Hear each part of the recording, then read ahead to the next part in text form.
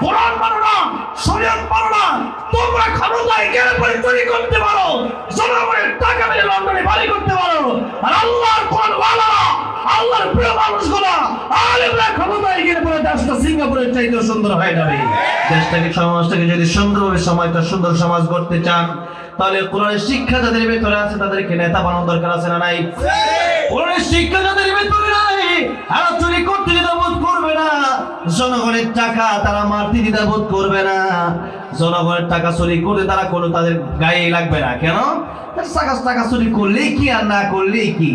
আমরা বলি যে যদি কোরআন ক্ষমতায় আসে তাহলে কোরআনের বিচার হলো কত ফাক্ত আইডিয়া অবস্থানে হাত কেটে দেওয়া হবে। অনেকে এই কথা শুনলে পরে নারাজ হয়ে যায় যে তাহলে আপনারা যদি শরীরে হাত কেটে দেন এটা তো অনেক কঠিন ব্যাপার। তাহলে অনেকেই কষ্ট পায় যে আপনাদেরকে আসলে হাত কেটে দিবেন। আমরা জিজ্ঞেস করতে চাই, আপনারা কি আসলে চুরি করবেন? কথা বুঝেন নাই? আমাদেরকে জিজ্ঞেস করা হয় যদি কোরআনের আইন বাস্তবায়ন হয় তাহলে কোরআনের আইন তো এটা যে আল্লাহ বলছে চোরের বিধান হচ্ছে কেউ যদি চুরি করে হাত কেটে দিতে হবে। তাহলে আমরা যে বলি চুরি করলে হাত কেটে দেবো, যে ওই লোক যদি আমাকে বলে যে আপনাকে হাত কেটে দিবেন, আমি তাকে পথটা প্রশ্ন করতে চাই, আপনারা কি চুরি করবেন? হ্যাঁ, না বলে আপনাকে চুরি করছে নাকি না? চুরি এটা তাদেরকে প্রশ্ন করতেছি, আপনাদেরকে প্রশ্ন করতেছি না। যাদের ভেতরে চুরি নিয়ত আছে তাদেরকে প্রশ্ন করতেছি। তারা কেন ওটা প্রশ্ন করবে এটা কোরআনের বিরুদ্ধে? একজন কথা একটা আছে না যে তুমি কি আগে তুমি যে আগে চুরি করতে এখন কি করো? এখন সে যদি বলে না করি না, তার মানে আগে করতো এখন ভালো হয়ে গেছে। আর যদি বলে না এখনো করি, তার মানে আগে করতো এখনো, তাহলে তার মানে হ্যাঁ চুর, এটাই সাব্যস্ত হলো। জিজ্ঞেস করে কথা মানে প্রশ্নটা স্টাইল হলে এমন যে তুমি যে আগে চুরি করতে এখন কি করো? এখন সে যদি কই না করি না, তার মানে আগে করতো না, বোঝো নাই? এখন করি না, তার মানে আগে করতাম। আরেকটা হলো চুরি এখনো করি, তার মানে আগেও করতাম এখনো করি, আগেও চোর ছিলাম এখনো আমি চোর। তাহলে দেখে গেছে যে আপনাদেরকে আমি জিজ্ঞেস করতে চাই তাদেরকে যারা আমাদেরকে বলে যে আপনাকে চুরি করলে হাত কাটবেন। তা আমরা বলি চুর তো দুই প্রকার, একটা হচ্ছে অভাবে চুর, একটা স্বভাবে চুর, ঠিক না? একজন অভাবে পড়ছে, খাওয়ার নাই, এমন বিপদে পড়ছে, তার একটা রুটি সে চুরি করে খাইয়ে দিয়েছে, কি আর করার, তাকে মাফ করে দেওয়ার দরকার, অভাবে পড়ে গেছে। আরেকটা হচ্ছে তার স্বভাবে চুরি করা, তার লন্ডনে বাড়ি আছে, কানাডায় বাড়ি আছে, দেশও ফ্ল্যাটের অভাব নাই, জায়গা জমির অভাব নাই, শত শত বিঘা জায়গা, ফ্যাক্টরি মালিক, এরপরে তেলের টাকা, চালের টাকা, গমের টাকা, সব টাকা চুরি করে এরপরে আরেকটা সে আমেরিকাতে ফ্ল্যাট কিনতে চায়। তারপরে তার স্বভাবে হইল চুরি করা, তার সে অভাবে চুরি করে না, তার স্বভাবে হইল কি করা? চুরি করা। এমন একটা চুরির হাত যদি কেটে দেওয়া যায়, পরের দিন থেকে বাকি চুরগুলো তারের মতো সোজা হয়ে যাবে। সেই জন্য কোরআনের আইন বাস্তবায়ন করার জন্য আমাদের দেশে অনেকেই সহ্য হয় না, যে এরা হুজুর বললাম শুনছি এরাই কি ক্ষমতায় যাবে। আরে তোমরা মাসটা হচ্ছে শাবান মাস, এরপরের মাসটা হচ্ছে রমজানুল মুবারক, সবচেয়ে দামি মাস। আল্লাহ নবী বলেছেন শাবান শাহরি ওয়া রমাদান শাহরুল্লাহ, শাবান আমার মাস।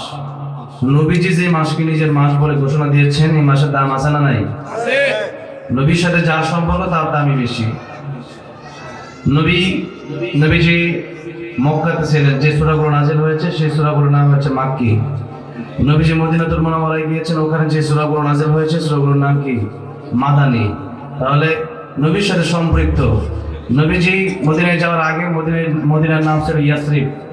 নবীজি মদিনায় যাওয়ার পরে নাম হয়েছে মদিনাতুর রাসূল সাল্লাল্লাহু আলাইহি সাল্লাম। মসজিদে নববী, নবীর কারণে সেই মসজিদে নামাজ পড়লো 1000 রাকাতের মতান্তরে 50,000 রাকাত নামাজ পড়লে যে সওয়াব হয় সেই সওয়াব আল্লাহ আমল নামায় দান করে দেন। জোরে কোন সুবহানাল্লাহ। আর নবীর সাথে যার সম্পর্ক, হযরত যায়েদ রাদিয়াল্লাহু আনহু নবীজির খাদেম, নবীজির খাদেম হওয়ার কারণে উনি নবীজিকে ভালোবাসছে, নবীজি ওনাকে ভালোবাসছে। আল্লাহ নবীকে উনি দেখছেন, তামাম পৃথিবীতে সমস্ত রাজা বাদশাকে এক পাল্লায় দিলে যায়েদ রাদিয়াল্লাহু আনহুকে আরেক পাল্লায় দিলে কার দাম বেশি হবে? যায়েদ রাদিয়াল্লাহু আনহুর দাম বেশি হবে। তাহলে নবীজির সাথে যার সম্পর্ক তার দামও বেশি।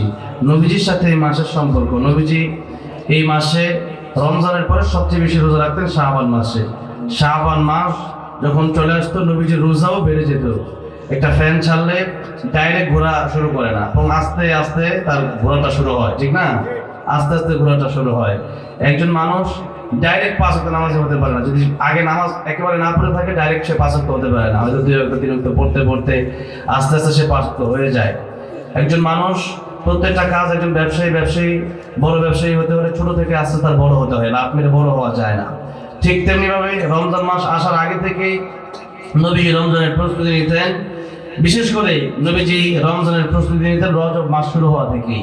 যখন রজবের চাঁদ উঠে যেত তখনই নবীজি রমজান মাসের প্রস্তুতি নিতেন। নবীজি তখনই পড়তেন আল্লাহুম্মা বারিক লানা ফি রজব ওয়া শাবান ওয়া বাল্লিগনা রমাদান। আল্লাহ রজব আর শাবানে আপনি আমাদেরকে বরকত দান করেন, আর রমজান পর্যন্ত আপনি আমাদের হায়াতকে দারাজ করেন, লম্বা করেন। কারণ একটা রমজান যে ব্যক্তি পেয়ে গেল সে ব্যক্তি গুনাহ মাফের জন্য একটি রমজানে যথেষ্ট। যেরকম সুবহানাল্লাহ। এই জন্য রমজান আল্লাহর কাছে নবীজি রমজান মাসটা চাইতেন, নবীজি রমজান চাইতেন যাতে করে রমজান মাসটা নবী পায় এবং যেন জীবদ্দশায় নবীজির আমল বিষয়। নবীজি এইভাবে উম্মতকে শিক্ষা দিয়েছেন, তোমরাও চাও। নবীজি তো এমনি নিষ্পাপ, এমনি মাসুম, এবং জান্নাতে আমাদের নবীর আগে কেউ যেতে পারবে না। তাহলে আমার নবী এমনি নিষ্পাপ, যেগুনা মাসুম, দুনিয়াতে সৃষ্টির শ্রেষ্ঠ আমার নবী, সেই নবীও এই শাবান মাসে বেশি বেশি রোজা রাখতেন। তাহলে শাবান মাসে একটা দামি আমল হচ্ছে রমজানের আগে এই মাসে বেশি বেশি রোজা রাখা। এবং এই শাবান মাসে বিগত 11 মাস, বিগত 12 মাস, গত শাবান থেকে এই পর্যন্ত যত আমল করেছেন 12 মাসের একটা হিস্টোরি, বান্দার নেক আমল বদ আমল সব আল্লাহর কাছে পেশ করা হয়। বাৎসরিক আমলনামা শাবান মাসে পেশ করা হয়। কোন মাসে পেশ করা হয়? শাবান মাসে পেশ করা হয়। যে ব্যক্তি ভালো আমল করে, নবীজিকে জিজ্ঞাসা করা হলো, ইয়া রাসূলুল্লাহ আপনি শাবান মাসে এত রোজা রাখেন কেন? নবীজি বললেন যে আমি এত রোজা রাখি এর কারণ হচ্ছে আমি এই মাসটা অবহেলিত। রজব মাসের দাম আল্লাহ কোরআনে বলেছেন মিনহা আরবাতুন হুরুম। 12 মাসের 4 মাসের একটা মাস হচ্ছে রজবকে আল্লাহ স্পেশাল সম্মান দিয়েছেন, আর রমজান তো এমনি দামে। মাঝখানে শাবান মাসটা একটু অবহেলিত, আমি মাসে রোজা রাখি, মানুষের এই মাসকে গুরুত্ব দেয়। এক। আর দ্বিতীয় কারণ হচ্ছে আমি নবী চাই যেন আমার আমল নামাটা আল্লাহর দরবারে আমি নবীর ভালো কাজ অবস্থায় যেন ভালো কাজ করা অবস্থায় যেন আমার আমল নামা আল্লাহর দরবারে পেশ হয়, এই জন্য আমি রোজা রাখি। শাবান মাসে বেশি বেশি নেক আমল করা দরকার। কেন? এই মাসে নেক আমল অবস্থায় যেন আমার আমল আল্লাহর দরবারে পেশ হয়। কারণ এই মাসে বাৎসরিক আমল আল্লাহর দরবারে পেশ করা হয়। শুধু তাই নয়, এই শাবান মাসে বান্দার আগামী 1 বছর কি হবে, প্রত্যেক বছরে সরকারের একটা বাজেট হয় না? প্রত্যেক বছর সরকারের একটা বাজেট হয়। এই বছর কোন জায়গায় রাস্তা হবে, কোন জায়গায় কালভার্ট হবে, কোন জায়গায় ব্রিজ হবে, কোন জায়গায় ফ্লাইওভার হবে, একটা বাজেট হয়। ঠিক তেমনিভাবে শাবান মাসে আল্লাহ রাব্বুল আলামিন বান্দার জন্য বাজেট ঘোষণা করে দেন, এই বান্দার এই হবে। এবং মালাকুল মউত আজিলের হাতে কার মরণ কোন দিন হবে, এই বছরে কার কার মরণ হবে, এই লিস্টটা আল্লাহ দিয়ে দেন। তাহলে এই মাসে বেশি বেশি আমল করার দরকার আছে না নাই? আছে। আমার ভাইরা নামাজিরা, তো সেই জন্য এই মাসটা আমলের মাস, গুরুত্বপূর্ণ মাস। আমরা সেভাবে রোজা রাখবো, বেশি বেশি আমল করবো। আল্লাহ তৌফিক দান করেন, পড়েন আমিন। এবার আসুন আল্লাহ সুবহান মহিয়ান করিয়ান রব্বুল ইজ্জতুল জালাল আলিশান দরবারে শুকরিয়া আদায় করি যে মহান রব্বুল ইজ্জতুল জালাল একেবারে সুন্দর একটা পরিবেশে আমাদেরকে কোরআনের জন্য বসার আশা তৌফিক দান করেছেন। সেই জন্য সকলেই জবান খুলে সকলেই পড়ি আলহামদুলিল্লাহ। আধা ঘন্টার মতো কথা বলবো, পরে বিদায় নিয়ে চলে যাব। আমি আজকে মূল আলোচনাটা করতে চাই সূরা রহমানের প্রথম 3খানা আয়াত নিয়ে। প্রথম 3খানা আয়াতে আল্লাহ পাক কি বললেন সেই কথাগুলো আমরা একটু বোঝার চেষ্টা করব। আখলিস দীনাকা ইয়াকফিকাল আমালুল কলিল, অল্প আমলে নাজাতের জন্য যথেষ্ট হয়ে যাবে। যদি অল্প আমলটা আল্লাহর জন্য, আর অনেক বেশি আমল কিন্তু আমলটা আল্লাহর জন্য হলো না, সে আমলটা আল্লাহর কাছে কোনো কবুল হবে না। ইন্নামাল আমালু বিন্নিয়াত, ইন্নামাল আমালু বিন্নিয়াত। তাই আল্লাহর নবী বিশ্বনবী রাহমাতুল লিল আলামিন বলেছেন, কিয়ামতের কঠিন ময়দানে শহীদকে ডাকা হবে, ডেকে বলা হবে, শহীদ তুমি আমার জন্য কি করেছো? আল্লাহ রাব্বুল আলামিন জিজ্ঞাসা করলে পরে শহীদ ডেকে বলবে, আল্লাহ আমি তোমার জন্য শহীদ হয়েছিলাম, নিজের জীবনটাই দিয়ে দিয়েছিলাম। আল্লাহ বলবেন তুমি মিথ্যে কথা বলছো, তুমি আমার দিনের জন্য শহীদ হও নাই, তুমি শহীদ হয়েছিলে, মানুষ তোমাকে শহীদ বলবে, এই জন্যে মানুষ তোমাকে দুনিয়াতে শহীদ বলে ফেলেছে, তোমাকে আজকে কোনো জাযা পুরস্কার দেওয়া হবে না। ও ফেরেশতা তাকে জাহান্নামের দিকে নিয়ে যাও। যেরকম নাউযুবিল্লাহ। এরপর অনেক বিনালিম তুমি আমার জন্য কি করেছিল? আলিম ডেকে বলবে, আল্লাহ তোমার জন্য কোরআন শিখেছিলাম, দ্বীন শিখেছিলাম, ইলম শিখেছিলাম। আল্লাহ রাব্বুল আলামিন বলবেন তুমি আমার জন্য শিখো নাই। দুনিয়ার মানুষ তোমার বড় বক্তা বলবে, দুনিয়ার মানুষ তোমার বড় কারি বলবে, দুনিয়ার মানুষ তোমার বড় শাইখুল হাদিস বলবে, দুনিয়ার মানুষ তোমার বড় খতিব বলবে, দুনিয়ার মানুষ তোমার বড় মুহাদ্দিস বলবে, বড় মুফাসসির বলবে। সেই জন্য তুমি আলেম হয়েছিলাম, সেই দুনিয়ার মানুষ তোমার বড় আলেম বলে ফেলেছে, দুনিয়ার মানুষ তোমাকে বড় শাইখুল হাদিস বলে ফেলেছে। আজকের কিয়ামতের ময়দানে আমি আল্লাহর কাছ থেকে তুমি কোনো পুরস্কার আশা করতে পারো না। ও ফেরেশতারা, সে আলেমকে তুমি জাহান্নামের দিকে নিয়ে যাও, নাউযুবিল্লাহ। এরপরে দানবীরকে ডাকা হবে, ডেকে বলবে তুমি আমার জন্য কি করেছিলা? দানবীর ডেকে বলবে আল্লাহ, আমি তোমার জন্য দুনিয়ার সমস্ত সম্পত্তিগুলো দান করে দিয়েছিলাম। আল্লাহ বলবেন তুমি মিথ্যে বলছো, তুমি আমার জন্য দান করো নাই। দুনিয়ার মানুষ তোমাকে বিশিষ্ট দানবীর বলবে, দুনিয়ার মানুষ দানবীর তোমাকে বলবে সেজন্য তুমি দান করেছিলা। আজকের কিয়ামতের ময়দানে তোমার দান আমি আল্লাহর কাছে কোনো কাজে আসবে না।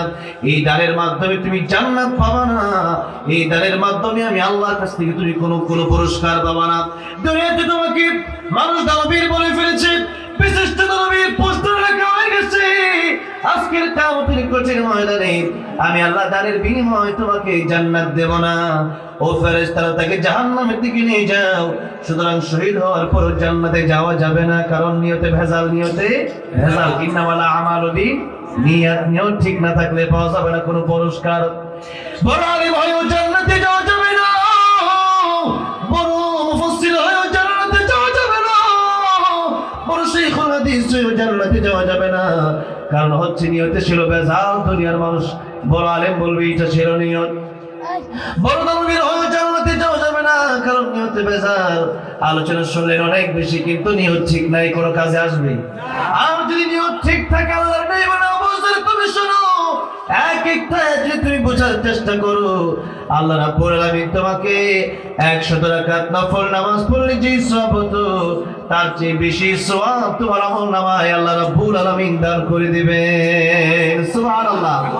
এজন্য নিয়ত ঠিক করে বসা লাগবে, ঠিক আছে ইনশাআল্লাহ। আসুন আমরা শুরু করি। সূরা রহমান। আল্লাহ রাব্বুল আলামিন তার জান্নাতি বান্দাদেরকে জান্নাতে যাওয়ার পরে আল্লাহ নিজে তিলাওয়াত করে শোনাবেন। জোরে কোন সুবহানাল্লাহ। যেই সূরা আল্লাহ তিলাওয়াত করে তার বান্দাকে শোনাবে, ওই সূরার দাম আছে না নাই? জান্নাতে যাওয়ার পরে আল্লাহ রাব্বুল আলামিন জান্নাতীদেরকে দেখে জিজ্ঞেস করবেন, জান্নাতীরা তোমরা কি খুশি না বেজার? জান্নাতীরা বলবে আল্লাহ এখনো খুশি হতে পারি নাই। আল্লাহ বলবেন ও জান্নাতীরা, জান্নাতের ভিতরে এত নাজ নিয়ামত তোমাদেরকে দিলাম, নারী বাড়ি গাড়ি কত কিছু দিলাম, যা চাও তাই পাও। মন চাই জিন্দেগি হবে জান্নাতের জিন্দেগি। মন চাই জিন্দেগি কোন জিন্দেগি? জান্নাতি জিন্দেগি। দুনিয়াটা হচ্ছে ক্ষণস্থায়ী, দুনিয়াতে যা চাইবেন তা পাবেন না আপনি। আনতা তুরিদু আনা উরিদ, আল্লাহু ফাআলু লিমা ইউরিদ। আপনার কিছু ইচ্ছা আছে, আমার কিছু ইচ্ছা আছে, কিন্তু আমাদের ইচ্ছা পূরণ হবে না। ইচ্ছা পূরণ হবে কার? আল্লাহ। সুতরাং আল্লাহর ইচ্ছা অনুযায়ী যাওয়া লাগবে। আমার মন চাইতে আমি 500 বছর বাঁচি, তাই কি বেঁচে থাকতে পারবো? আপনার মন চাইতে আপনি 1000 বছর বাঁচেন, কিন্তু আপনি বেঁচে থাকতে পারবেন? তাই ওলামায়ে কেরাম বলেন আতা তুরিদ, আপনার একটা ইচ্ছা আছে, ওয়া আনা উরিদ, আমারও কিছু ইচ্ছা আছে, আল্লাহু ফাআলু লিমা ইউরিদ। কিন্তু ইচ্ছা পূরণ আপনারটা আমারটা হবে না, ইচ্ছা পূরণ হবে কারটা? আল্লাহরটা। সেই জন্য এই দুনিয়াতে যা মনে চাই তা পাওয়া যায় না, কিন্তু জান্নাতের ভিতরে যা মনে চাই তাই পাওয়া যাবে। আল্লাহ রাব্বুল আলামিন দুনিয়াতে আমাদেরকে পাঠালেন পরীক্ষার জন্য। এই জন্য দুনিয়াতে আমাদেরকে পরীক্ষা দিতে হবে। পরীক্ষায় পাশ করলে জান্নাত, ফেল মারলে জাহান্নাম। দুনিয়াতে যত পরীক্ষা আছে, মেট্রিক বলেন, মাস্টার্স বলেন, এগুলো পরীক্ষায় একবার ফেল করলে আবার পাস করা যায়, ঠিক না? কিন্তু আখিরাতের পরীক্ষা যদি দুনিয়াতে দিদিকে একবার ফেল করি, পাস করা যাবে? আর পাস করা যাবে? জাহান্নামে যাওয়ার পরে আল্লাহকে মানুষ ডাকা শুরু করবে, ঠিকই ডাকবে। তখন ডাকলেও আর কাজ হবে? আল্লাহ নিজে বলছেন তখন মানুষ ডাকলেও কাজ হবে না। দুনিয়াতে আমাদের এমন কিছু কাজ করে যেতে হবে, যে কাজগুলো আমার আপনার করলে পরে আমার আল্লাহ খুশি আমাদেরকে জান্নাত দিবেন। কিন্তু যদি জাহান্নামে যেতে হয়, এরপর আফসোস করে লাভ হবে না। তাই আল্লাহ রাব্বুল আলামিন বলেন যে মানুষ জাহান্নামে যাওয়ার পরে মানুষ আফসোস করবে, শুধু আফসোস করবে, আর তখন মানুষ আল্লাহকে ডাকবে। আল্লাহ কোরআন শরীফে বলেছেন, রাব্বানা আখরিজনা মিনহা ফাইন উদনা ফাইন্না যালিমুন।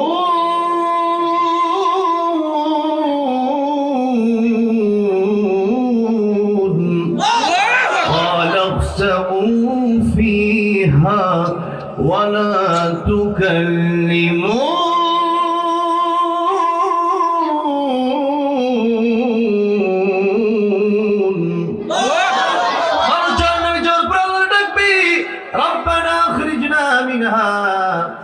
আমাদের রব আপনি আমাদেরকে জাহান্নাম থেকে একটু বের করে দেন না। ফাইন উদনা ফাইন্না যালিমুন, আমরা আর জালেম হব না। আয় আল্লাহ, আমরা নামাজ ছাড়বো না, আমরা আর গুনাহ করবো না, সুদ ঘুষ খাবো না, গীবত করবো না, মিথ্যা বলবো না, মানুষের হক মেরে খাবো না, দুনিয়ার মানুষের জায়গাগুলো লুটপাট করবো না। আয় আল্লাহ, আর একটু সময় দেন। তখন আল্লাহ বলবেন ক্বালা সাউ ফিহা, জাহান্নামে লাঞ্ছিত অবস্থায় পড়ে থাক, ওয়ালা তুকাল্লিমুন, আজকে আমি আল্লাহর সাথে কোনো কথা বলবি না। আল্লাহ যখন বলবে আমি আল্লাহর সাথে কোনো কথা বলবি না, যাওয়ার জায়গা আছে? মানুষ জাহান্নামে যাওয়ার পরে শয়তানকেও ডাকবে, শয়তান তোর কথা অনুযায়ী সুদ খেয়েছিলাম, তোর কথা অনুযায়ী ঘুষ খেয়েছিলাম, তোর কথা অনুযায়ী নামাজ পড়ি নাই, তোর কথা অনুযায়ী জিনাবে বিচার করেছিলাম, তোর কথা অনুযায়ী আমরা কোরআনকে মানি নাই, তোর কথা অনুযায়ী আমরা মিথ্যা বলেছিলাম, তোর কারণে আমরা গান শুনেছিলাম। ও শয়তান, আজকে আমাদেরকে জাহান্নাম থেকে পারলে বাঁচা।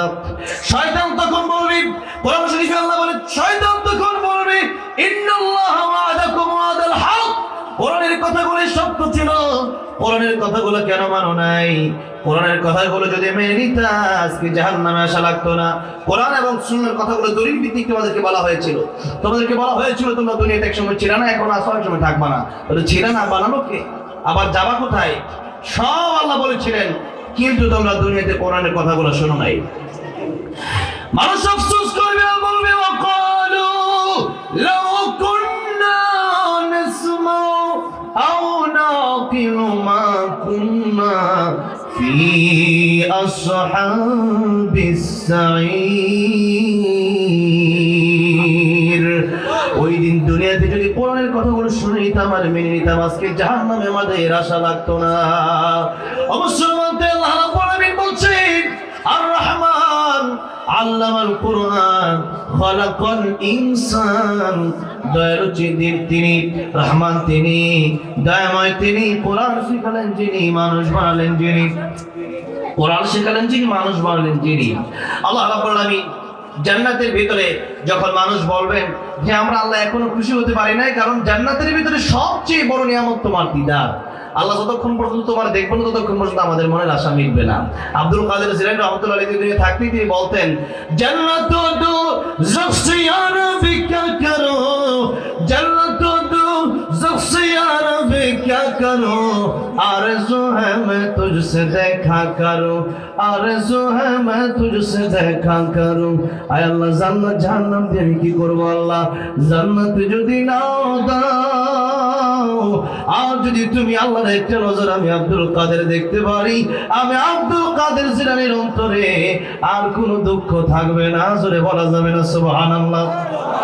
এবার জান্নাতীরা বলবে, জান্নাতু দু যখসিয়ার বিকা করো, জান্নাতু দু যখসিয়ার বিকা করো, आरज़ू है मैं तुझसे देखा करो, आरज़ू है मैं तुझसे देखा करो। আল্লাহ, জান্নাত জাহান্নাম দিয়ে কি করব?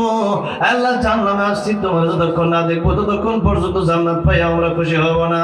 আল্লাহ বলবেন, জান্নাতীরা রে, আজকে আমি আল্লাহ তোদের সাথে দেখা দেব, শুধু দেখাই দিব না, আমি আল্লাহ নিজে কোরআন থেকে তিলাওয়াত করে সূরা রহমান তোমাদেরকে শোনায় দেব। জোরে কোন সুবহানাল্লাহ। এবার জান্নাতীদেরকে আল্লাহ রাব্বুল আলামিন কোরআন তিলাওয়াত করে সূরা রহমান তিলাওয়াত করে শোনাবেন, আর সূরা রহমান আল্লাহ যে তেলাওয়াত করবেন সেই জন্য সূরাটার ফজিলত অত্যন্ত বেশি।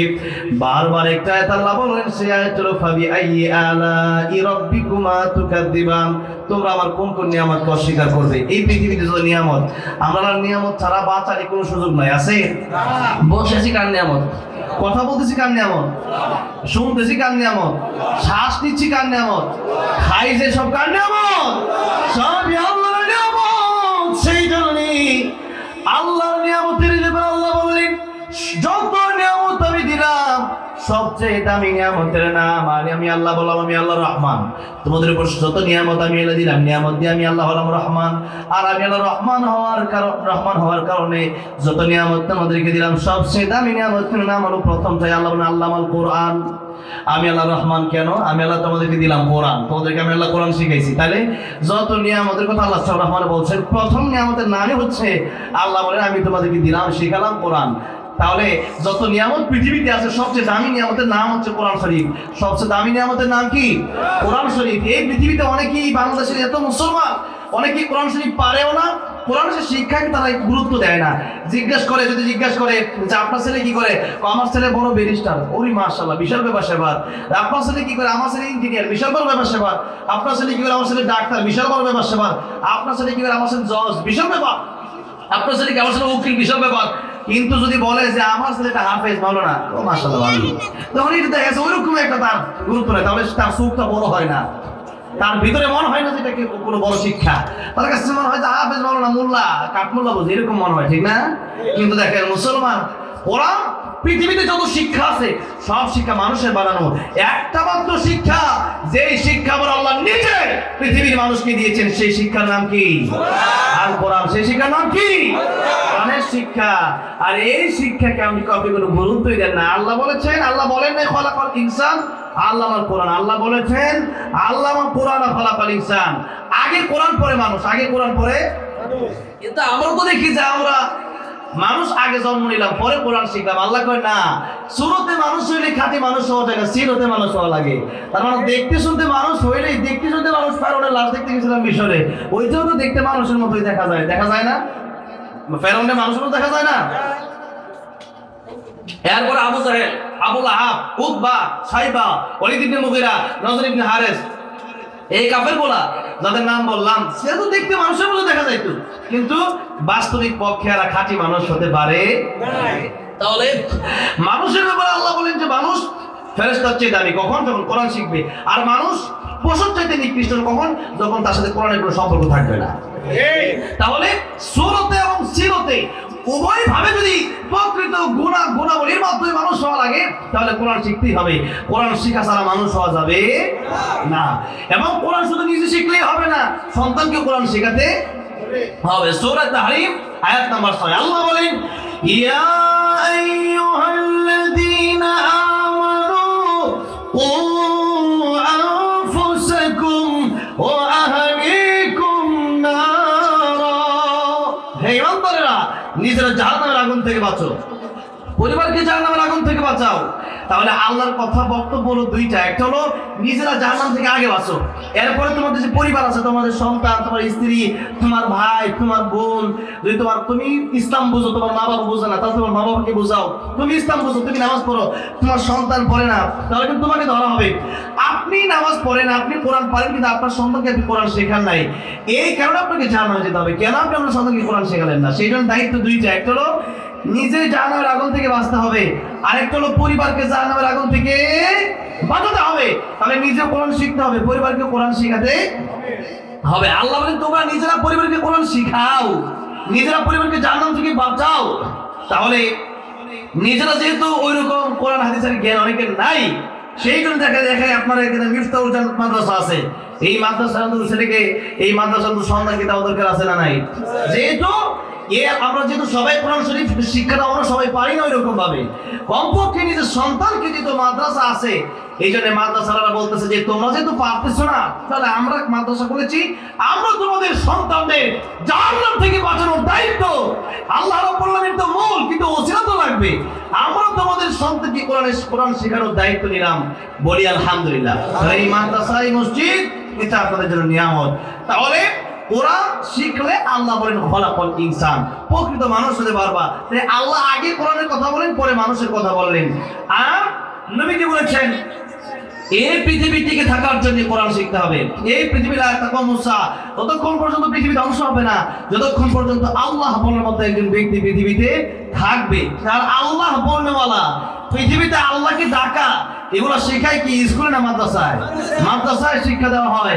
হালাল হারামের পার্থক্য, কোন দিকে ব্যবসা করা হালাল আর সুদ খাওয়া হারাম, এই বিষয়গুলো শিক্ষা দেয় কি স্কুলে না মাদ্রাসায়?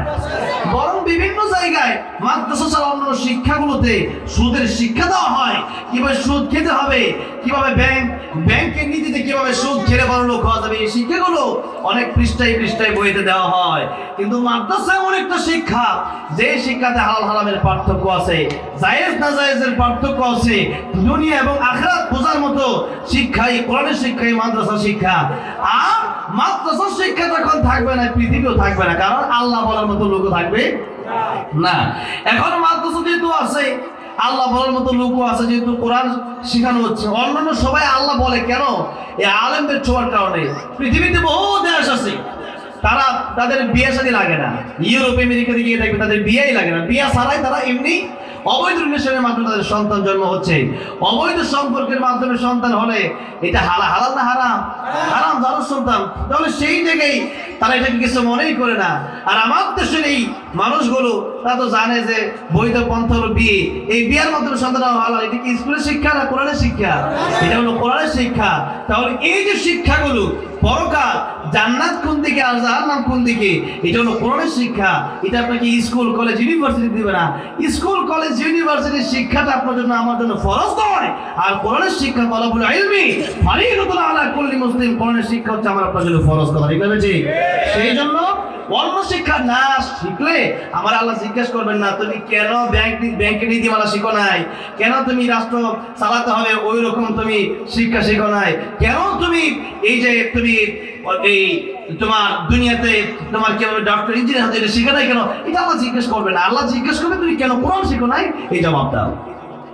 আরেকটা ব্যাপার হচ্ছে যে একটা তো কোরআন শিক্ষা সবার জন্য ফরজ, শিখতেই হবে, নিজেকে শিখতে হবে, সন্তানকে শেখাতে হবে। আরেকটা হচ্ছে যে কোরআন শরীফ আপনি যদি না শিখেন, এই পৃথিবীতে মুসলমান হওয়ার জন্য মুসলমান আর কাফেরের মধ্যে একটা বিষয় হচ্ছে পার্থক্য করে দেয়, সেটা হচ্ছে নামাজ। নবীজি বাইনাল আবদি ওয়া বাইনাল কুফরি তারকুস সালাত, মুমিন এবং কাফেরের মধ্যে পার্থক্য হচ্ছে নামাজ। মুমিন নামাজ পড়বে, কাফের পড়বে না। নবী বলেছেন আউয়ালু মা ইউহাসাবু বিল আবদি ওয়াল কিয়ামাতিস সালাত, কিয়ামতের দিন সর্বপ্রথম নামাজের হিসাব নেওয়া হবে। কিয়ামতের দিন সর্বপ্রথম যদি নামাজের হিসাব নেওয়া হয়, তাহলে বলেন নামাজের হিসাব যদি ঠিকঠাক না হয় তাহলে জান্নাত না জাহান্নাম? নবীজি বলেছেন নামাজের হিসাব তার ঠিকঠাক দিবে, সব হিসাব তার ঠিক হয়ে যাবে, সে জান্নাতে চলে যাবে। আর নামাজের হিসাব তার ঠিক নেই, সব ঠিক হিসাবে ভেজাল হয়ে যাবে, সে জাহান্নামে যাবে। আর এই নামাজ ভঙ্গের কারণ হচ্ছে 19টা। প্রথমটা কি বলেন তো? নামাজ অশুদ্ধ করা। নামাজে কি বলা? নামাজ অশুদ্ধ করলে পরে নামাজ হয় না। কিয়ামতের কঠিন ময়দানে অসংখ্য মানুষ দেখবি তাদের নামাজ পড়ছে কিন্তু নামাজ হয় নাই। কেন হয় নাই? কারণ কোরআন শরীফ শুদ্ধ হয় নাই। কোরআন শরীফ শুদ্ধ না হইলে নামাজ যেতে হয় না, তাই নামাজ তাদের আমলনামায় থাকবে না, কারণ নামাজ কবুলিত হয় না। সেজন্য নামাজ ঠিকঠাক করার জন্য কোরআন বিশুদ্ধভাবে শেখা জরুরি। কোরআন বিশুদ্ধভাবে শিখে কি জরুরি? ফরজ। আমার ভাইরা, আমার বাবাজিরা বলছিলাম যে কোরআন শিখলে পরে কোরআনের শিক্ষা কতদিন থাকবে? দুনিয়া টিকে থাকবে। এটা হলো দুনিয়ার জন্য 1 নম্বর লাভ। কোরআন শিখলে পরে কবরে গেলে লাভ, কোরআন শিখলে পরে সুপারিশ করতে পারবে, কোরআন শিখলে পরে জান্নাতে যাবে, এটা তো আছেই। কিন্তু দুনিয়াতে কয়েকটা লাভ বলতেছি। একটা লাভ হচ্ছে দুনিয়া টিকে থাকার জন্য কোরআন শিক্ষার মাদ্রাসা দরকার, জরুরি, আবশ্যক। আরেকটা হচ্ছে আমাদের নামাজ ঠিকঠাক করার জন্য কোরআন শিক্ষা আমাদের দরকার। 3 নম্বরে কোরআন যারা শিখে না তাদের ভিতরে আল্লাহর ভয় আসে না। এই পৃথিবীতে ওসি, ডিসি, এসপি, নেতা সবাই যদি কোরআন থাকতো, সুদ, ঘুষ, জনগণের টাকা মেরে কানাডায় বেগমপাড়া বাড়ি বানাতে পারতো না। এখন কেন জনগণের টাকা মারে? কারণ তার ভিতরে আল্লাহর ভয় নেই। তার ভিতরে কার ভয় নাই? আল্লাহর ভয় নাই। এই জন্য এই কোরআন শিখলে পরে আল্লাহর ভয় অন্তরের ভিতরে ঢুকে যায়। আল্লাহর ভয় যখন অন্তরের ভিতরে ঢুকে যায়, একজন আলেম কোনোদিন সুদ ঘুষ খেতে পারে না, জেনাবে বিচার করতে পারে না। একজন আলেম কখনো মানুষের হক মেরে খেতে পারে না। একজন আলেম কখনো দেশের টাকায় দুর্নীতি করতে পারে না। একজন আলেম কখনো অন্য মানুষকে কষ্ট দিতে পারে না, কারণ সেই ব্যক্তি আলেম। তার জানা আছে আমার গুনাহ দুনিয়ার কোনো মানুষ দেখবে না, কিন্তু একজন দেখবে। জবান খুলে বলেন তিনি কে? যাদের হৃদয়ে আছে আল্লাহর ভয়, তারা কবু পথ ভুলে যায় না। আল্লাহর প্রেম ছাড়া এই দুনিয়ায় কারো কাছে কোনো কিছু চায় না। রাতের আধারে যারা সিজদাতে রয়, দু চোখের অশ্রুতে নদী যেন বয়। ছলনার হাত ছানি যতই আসুক, পিছনে ফিরেও সে তাকায় না।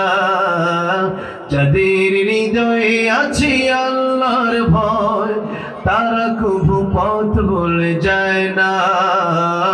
আল্লাহর প্রেম ছাড়া এই দুনিয়ায় কারো কাছে কোনো কিছু চায় না। তাহলে আল্লাহর কাছে ওই মানুষটার দাম বেশি যার ভিতরে আল্লাহর ভয় বেশি, যার ভিতরে আল্লাহর ভয় বেশি। তাই কোরআন শরীফে আল্লাহ রাব্বুল আলামিন বলেন, এই পৃথিবীতে কে কালো আর কে ধলো আমি আল্লাহ সেটা দেখতে চাই আল্লাহ সেটা দেখতে চাই না। কে রাজা আর কে প্রজা আমি আল্লাহ সেটা দেখতে চাই না। আমি আল্লাহ রাব্বুল আলামিন দেখতে চাই ইন্না আকরামাকুম ইনদাল্লাহি আতকাকুম। যার অন্তরে যত বেশি আল্লাহর ভয়, আমি আল্লাহর কাছে তার দাম তত বেশি। জোরে বলুন সুবহানাল্লাহ। হযরত বেলাল রাদিয়াল্লাহু আনহু কালো গরীব, এরপর বেলাল রাদিয়াল্লাহু আনহু দাম আল্লাহর কাছে আছে না নাই? আছে। আল্লাহর নবী জান্নাতের ভেতর যখন ঢুকলেন, আল্লাহর নবী কার হাতে হাঁটার আওয়াজ শুনতে পান। আল্লাহ নবী জিজ্ঞেস করেন জিবরাইল, কার হাঁটার আওয়াজ জান্নাতের ভিতরে শোনা যায়? জিবরাইল আমিন ডেকে বললেন, ইয়া রাসূলুল্লাহ, ইয়া হাবিবাল্লাহ, গো নবীজি, ওই দুনিয়াতে কালো গরীব বেলাল হাঁটে, তার হাঁটার আওয়াজ আল্লাহ তরি জান্নাতের ভিতরে এসে পৌঁছে যায়। হযরত লুকমান হাকিম সূরা লুকমান, কোরআন শরীফে আছে না একটু আমার পাড়ায়? সূরা লুকমান হাকিম, তার নামে আল্লাহ সূরা নাযিল করছে। শুধু সূরা না, আল্লাহ লুকমান হাকিম তার নাম বলে আল্লাহ একটা আয়াত এত সুন্দর করে বললেন যে আল্লাহ ডাইরেক্ট বলতে লা তুশরিক বিল্লাহ, তোমরা শিরক করো না। কিন্তু আল্লাহ রাব্বুল আলামিন লুকমান হাকিমের নামটা কিভাবে নিলেন? আল্লাহ বললেন, ওয়া ইদ ক্বালা লুকমানু লিবনিহি ওয়া হুয়া ইয়াইযুহু ইয়া বুনাইয়া লা তুশরিক বিল্লাহ ইন্নাশ শিরকা লাযুলমুন আযীম। লুকমান যখন তার সন্তানকে বলল, মানে লোকমানের নামটা আল্লাহর কাছে নিতে মজা লাগতেছে, আল্লাহর কাছে ভালো লাগতেছে, তাই লোকমানের নামটা আল্লাহ কোরআন শরীফে কোট করে দিলেন। ও পৃথিবীর মানুষেরা, যারা তোমরা আমার কোরআনকে ভালোবাসবা, যারা আমার কোরআন পড়বা, তারা লোকমানের নামটাও তাদের পড়তে হবে। জোরে বল সুবহানাল্লাহ। লোকমানের নামটা আল্লাহ কত সম্মানের সাথে নিলেন এবং বললেন, লোকমান যখন তার সন্তানকে বলেন, সন্তান তুমি শিরক করো না। পৃথিবীতে সবচেয়ে বড় গুনাহ নাম হচ্ছে শিরকের গুনাহ। পৃথিবীতে সবচেয়ে বড় গুনাহ নাম কি? শিরক।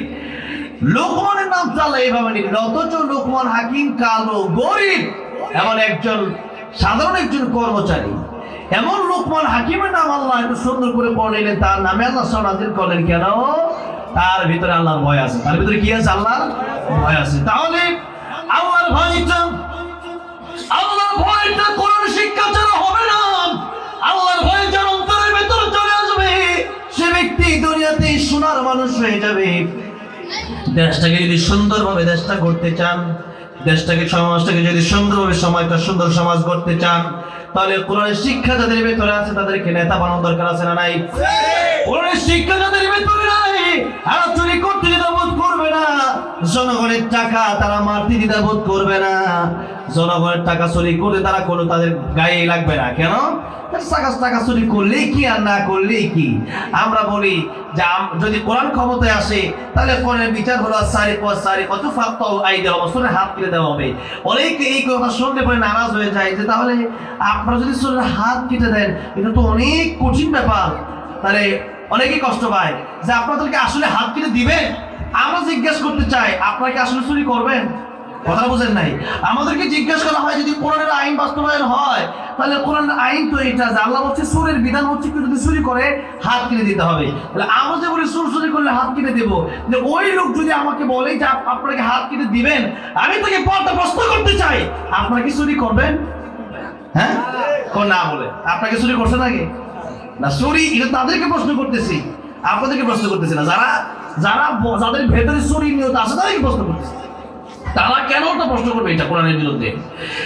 একজন কথা একটা আছে না যে তুমি কি আগে তুমি যে আগে চুরি করতে এখন কি করো? এখন সে যদি বলে না করি না, তার মানে আগে করতো, এখন ভালো হয়ে গেছে। আর যদি বলে না এখনো করি, তার মানে আগে করতো এখনো, তাহলে তার মানে হ্যাঁ চুর, এটাই সাব্যস্ত হলো।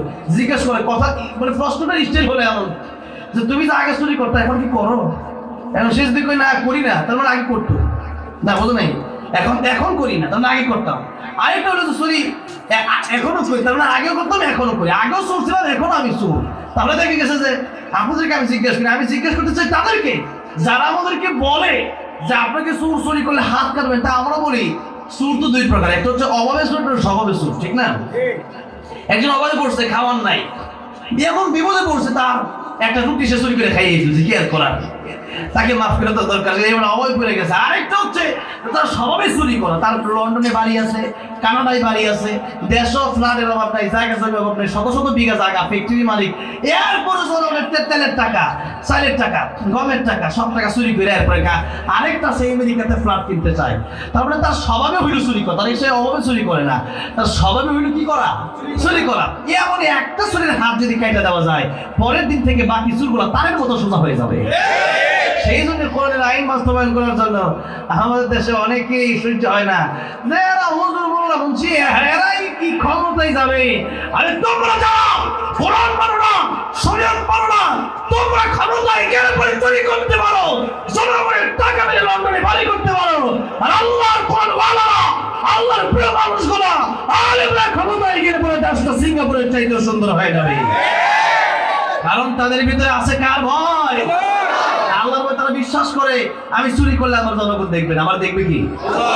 আমি জনগণের টাকা বললে জনগণ দেখবে না, দেখবে কি? আল্লাহ। এতটুকু যদি ওয়াজ নিয়ে বাড়ি যান, এতটুকু আপনার হেদায়েতের জন্য যথেষ্ট। আমিরুল মুমিনিন খলিফাতুল মুসলিমিন ওমর ফারুক রাদিয়াল্লাহু আনহু রাস্তা দিয়ে হেঁটে যাচ্ছে, একজন রাখাল তাকে ডেকে বলা হলো, রাখাল তুমি কি একটু আমাদের ছাগল থেকে ছাগলের একটু দুধ দিবা, আমার আমি পান করব। পৃথিবীতে যত নিয়ামত আল্লাহ দিয়েছেন, একটা নিয়ামত হচ্ছে দুধ। এই দুধ মানুষের খাবারের ক্ষুধাও নিবারণ করে, আবার তৃষ্ণাও নিবারণ করে। বলি আলহামদুলিল্লাহ, আমার দেশে আল্লাহ এই নিয়ামতটা দিয়েছেন অনেক। সেই জন্য এই নিয়ামতটা ওমর রাদিয়াল্লাহু চিন্তা করে, আমার ক্ষুধাও লাগছে, আমার পিপাসাও লাগছে, আর তিনি বললেন যে একটু দুধ খাইলে, একটু দুধ পান করলে আমার জন্য ভালো হবে। তো রাখাল কোনো একটু দুধ দেওয়া যায়? রাখাল বললো, মালিক তো আমি না, আমি রাখাল, আমি কর্মচারী, আমি তোমার এই ছাগলের দুধ দিতে পারি না মালিকের অনুমতি ছাড়া। আমিরুল মুমিনিন চিন্তা করে তার আরেকটু পরীক্ষা করি, দেখি লোকটার ঈমান কত মজবুত। আমিরুল মুমিনিন বললেন, রাখাল কিছু টাকা তোমার আমি দেই, সেই টাকাটা তুমি রেখে দেবা, ছাগলটা আমার দিয়ে দেবা। মালিক যদি তোমার প্রশ্ন করে, তুমি বলবা ছাগলটা বাঘে খেয়ে ফেলেছে। আগে সাধারণত এমনই ছিল, এখন সুন্দরবন আপনারা গেলে দেখতে পারবেন, সেখানে মানে হরিণ, বাঘ, যেখানে হরিণ তার পাশে আবার বাঘও বসবাস করে। এটা আপনারা এখনো সুন্দরবনে আছে। কত সুন্দর সুন্দর দৃশ্য, কত সুন্দর সুন্দর জায়গা যে বাংলাদেশে আছে তা আপনারা কল্পনাই করতে পারবেন না। গতকাল গেছিলাম কাপাসে এক জায়গায়, এত সুন্দর জায়গা, সেখানে গিয়া দেখি মানে সুন্দরবনের মতো। আমাদের এলাকা তো শ্রীপুরে, কিন্তু কাপাসে আমি প্রথম গতকালকে গেছিলাম, এরপরে কালিয়াকুড়ি একটা মাহফিল ছিল, দুইটা মাহফিল ছিল গতকাল। তো ওই কাপাসে দেখি এত সুন্দর জায়গা আমাদের বাংলাদেশে আছে। এটা আমাদের দেশ না গুলো আপনার বুঝতে পারবেন। মাঝে যদি ঘুরবেন, কলসিরও ফিলাত আল্লাহ যদি মাঝে যদি ঘুরবেন, দেখবেন আল্লাহ কত সুন্দর কত কিছু রাখছেন দুনিয়াতে। সব আমাদের জন্য দিয়েছেন, যেরকম সুবহানাল্লাহ, সব আমাদের জন্য দিয়েছেন। আর আমাদেরকে সৃষ্টি করেছেন মা খালাকুল জিন্না ওয়াল ইনসা ইল্লা লিয়াবুদুন। আমাদেরকে সৃষ্টি করে বান্দা তোমরা আমার ইবাদত করো। আমাদেরকে সৃষ্টি করেছে আল্লাহ কেন? ইবাদত করার জন্য। আর বাকি অন্য মাখলুকগুলো আমাদের খেদমত করবে। তখন সাধারণত এমন ছিল যে ছাগল বাঘে খেয়ে ফেলতে স্বাভাবিক ঘটনা ছিল। আমিরুল মুমিনিন বলেন, মালিককে গিয়ে বলবো ছাগল বাঘে খেয়ে ফেলেছে। তিনি পরীক্ষার জন্য কথাটা বললেন, কিন্তু রাখাল সেই তেলে বেগুনে জ্বলে উঠলো, বললাম মুসাফির। তিনি রাখালে চিনে না, তুই আমিরুল মুমিনিনকে চিনে না। কারণ আমিরুল মুমিনিন ওই সময় তো ফেসবুক ছিল নাকি? ফেসবুক ছিল না, ইউটিউব, গুগল এগুলো নাই, তো চিনবো কেমনে? আমিরুল মুমিনিন দেখেই নাই। আর আমিরুল মুমিনিন সাধারণ মানুষ আমরা এখন যেমন এইভাবে ছিল না। আমিরুল মুমিনিন খুতবা দিতে দাঁড়াইছে, সেখানে একজন আইসা কয়, আমিরুল মুমিনিন আপনার নেতা। কেমন নেতা আপনি? সরকারি রিলিফের মাল সবাই পাইছে একটা করে, কথাটা বুঝছেন? তো উনিও একটা পাইছে সরকারি রিলিফের মাল। সবার কাম মানে সবার কাম 5টা সাথে থাকলো, আমিরুল মুমিনিনের কাম মাত্র একটা। আমিরুল মুমিনিনের কাপড় কয়টা? একটা। তো জিজ্ঞাসা করে, আপনি খুতবা দিতে দাঁড়াইছেন, মানে কেমন নেতা? একদিকে অর্ধ জাহাজ চালায়, আবার মসজিদে তিনি খুতবাও দেয়। যারা বলেন সুবহানাল্লাহ। আগামী বাংলাদেশ সময় এমন নেতা দেখতে চাই, যেই নেতা গোটা দেশ চালাবে, বাইতুল মুকাররমের মতো জায়গায় খুতবা দেবে, ঠিক না বেঠে? এমন নেতা দেখতে চাই, দেশটা কত সুন্দর হয়ে যাবে। একটু কল্পনা করেন তো, নেতা যখন দেশও চালাবে, আবার বাইতুল মুকাররমে যখন গিয়া খুতবাও দেবে, নেতা দেখলেই তো শান্তি লাগবে, ঠিক না বেঠে? ওসি সাহেব সেখানে নামাজের সময় যখন হয়ে যাবে, ওসি সাহেব বলবে, আমি ইমাম হয়ে যাবো, তোমরা মুক্তাদি হইয়া সমস্ত কনস্টেবল যারা আছো, এসআই যারা আছো, সব সমস্ত পুলিশরা আমার পিছনে তোমরা নামাজের সময় নামাজ দাঁড়া যাও, আমি ইমামতি করবো, তোমরা আমার মুসল্লি হয়ে যাবা। কত সুন্দর হয়ে যাবে না পরিবেশটা? এমন সমাজ দেখার ইচ্ছা আমাদের আছে না? একটা মাস পরেই আসতেছে সেই সময়, একটু হিসাব করে সেই সময়টা আমাদের পার করতে হবে। আল্লাহ বোঝার তৌফিক দান করুন, আমি আমার ভাইরা, আমার বাবাজিরা। সেই জন্য আমিরুল মুমিনিন তারা দেখলে চিনাই যায় না, অর্থ জানেন প্রেসিডেন্ট তিনি, তারা দেখলে চিনা যায় না। আমাদেরকে জিজ্ঞেস করে যে আপনার রাজনীতি কই পাইছেন, কি জিজ্ঞাসা রাজনীতি কই পাইছেন, তো কই পাইছে ভাই? আমিরুল মুমিনিন তো অর্থ জানেন প্রেসিডেন্ট ছিলেন, আবু বকর রাদিয়াল্লাহু প্রেসিডেন্ট ছিলেন, উসমান রাদিয়াল্লাহু প্রেসিডেন্ট, আলী রাদিয়াল্লাহু প্রেসিডেন্ট, আমার নবী মদিনার প্রেসিডেন্ট ছিলেন। তাহলে আমার নবী আমাদেরকে রাজনীতি শিখাই গেছে, তোর কোন ঠিক না ঠিক?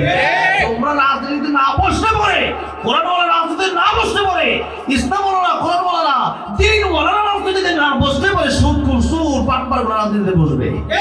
তো সেই জন্য চেয়ার তো খালি থাকবে না, খালি হারাম হারাম কইয়া ওইটা সব তাদেরকে বসালে, আর আপনারা হারাম হারাম কইয়া আমরা যাওয়ারই দরকার নাই না, চেয়ার তো খালি থাকবে না। আমার নবী আমাদেরকে রাজনীতি শিখেছেন, আর সব ডাইরেক্ট করলে হয় না, কিছু সিস্টেম করতে হয়। যে এই জন্য আমার ভাইরা, আমার বাবাজিরা, আল্লাহর নবীর কাছ থেকে আমরা রাজনীতি শিখেছি। আমিরুল মুমিনিন ওমর রাদিয়াল্লাহু থেকে রাজনীতি শিখেছি। কেমন রাজা, কেমন প্রেসিডেন্ট তিনি, যে যিনি নামাজ, যিনি খুতবা দেওয়ার জন্য দাঁড়ালেন, ওনার কাপড় একটা, জনগণের কাপড় একটা করে, আর জনগণের কাপড় বেশি, কিন্তু আমিরুল মুমিনের কাপড় একটা মাত্র। একজন মুসল্লি দাঁড়ায় গেছে যে আপনার কাপড় দেখি আজকে দুইটা, উনি ওই দিন দুইটা পরছেন, তা আপনার কাপড় দুইটা আসলো কোন জায়গাতে? আমিরুল মুমিনিন দেখে বললেন, মুসল্লিরা আমার কাপড় দুইটা কোন জায়গা থেকে আসলে? জবাব আমি ওমর দেব না, আমার সন্তান আব্দুল্লাহ জবাবটা দিয়ে দেবে। আমিরুল মুমিনের সন্তান আব্দুল্লাহ রাদিয়াল্লাহু আনহু তিনি দাঁড়ায় গেলেন, বলেন মুসল্লিরা শান্ত থাকেন, আমার বাবা একটা সরকারি রিলিফের মাল থেকে আমার বাবা পাইছে একটা, আমি পাইছিলাম একটা। দেখেন আমার যে কাপড়টা পাওয়ার কথা, সেই কাপড়টা আমি নতুন কাপড়টা গায়ে দিই নাই, বরং আমার আব্বা ক্ষতি নিজের দুইটা কাপড় বলে সুন্দর দেখা যায়, পুরাটা শরীরটা ঢাকা যায়, এই জন্য আমার বাবার খুতবা দেওয়ার জন্য আমার কাপড়টা আমি আমার বাবাকে দিয়েছি, সেই জন্য দুইটা কাপড় ধরে করছো। এবার তিনি বললেন, আমিরুল মুমিনিন এবার আমরা আপনার খুতবা শুধু শুনবো না, আপনি যা বলবেন তাই আমরা মেনে নেবো। সুবহানাল্লাহ। নেতা কারে বলে?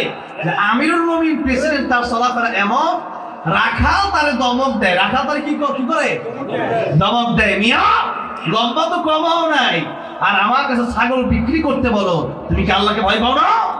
আল্লাহু আকবার। রাখাল কারে দমক দেয়?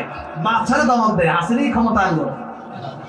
যদি কোন রকম কেউ যদি ক্ষমতা যাইতে পারে, ক্ষমতায় যাওয়ার আগে দেখবেন কত মিশা মিশে, আর ক্ষমতায় যাইতে পারলে প্রশ্নের দিয়ে খুঁজে পাওয়া যায় না, ঠিক না? এরপরে ক্ষমতায় অনেকে যাওয়ার আগে রিক্সা দিয়ে চলে, আর ক্ষমতায় যাওয়ার পরে দেখা যায় প্যারাডু আর বিভিন্ন মার্সিডিজ গাড়ি, ঠিক না? আপনি জিজ্ঞেস করতে পারবেন জিজ্ঞাসা কই পাইবেন, জিজ্ঞাসা করলে আপনার বলবে তোর খবর আছে, দেখে দেবো, ঠিক না? আর সে আমিরুল মুমিনিন তার রাখাল ধমক দেন, চিন্তা করা যায় সেই নেতা কেমন নেতা। ও নেতারা, নেতাগিরি যদি শিখতে হয় শিখো আমিরুল মুমিনিনের কাছ থেকে, ঠিক না? আমিরুল মুমিনিন তারে রাখাল ডাক দেখো, মিয়া আল্লাহর ভয় পাও না? আমিরুল মুমিনিনকে আল্লাহর ভয় মানে কি? আবার তিনি বুঝে না বোঝার বাম ধরতেছে দেখে তার এলাকার লোকজন কেমন, তিনি বললো ওইটা কি? আবার রাখাল ডেকে বলল, মুসাফির আমি তোমার চাইলাম ছাগলের তো যেহেতু দেই নাই, মালিকের অনুমতি পেয়েছে তো আমি তোমার ছাগলের দুধ দিতে পারি না, আমি তোমার ছাগল দেবো সেই চিন্তা তুমি কেমনে করলাম? ছাগলটা তোমার কাছে আমি বিক্রি করলে পরে আমার মালিকের কাছে মিথ্যা বলে দুনিয়াতে পার পেয়ে যেতে পারি, কিন্তু কাল কিয়ামতের কঠিন ময়দানে আমার মালিক, যিনি ওই মালিকের মালিক, ছাগলের মালিক, তোমার মালিক, সে আল্লাহ রাব্বুল আলামিনের কাছে আমি জবাব দিতে পারবো না। ও মুসাফির, ওই কিয়ামতের কঠিন ময়দানে আমার কিছু জবাব দিতে পারবো না, সেই ভাই তোমার কাছে ছাগল কেন একটা ফুটা দিলে তোমার কাছে আমি বিক্রি করতে পারি না। জোরে বলো সুবহানাল্লাহ। আমিরুল মুমিনিন এত বড় মানুষ, তিনি যদিও মনে মনে একটু কষ্ট, মানে খোদার কারণে তার শারীরিকভাবে কষ্ট হচ্ছে, তিনি মনে মনে এত খুশি হলেন, বলে রাখাল রে, যে আমার এলাকা রাখালের ভিতরে যদি আল্লাহর ভয়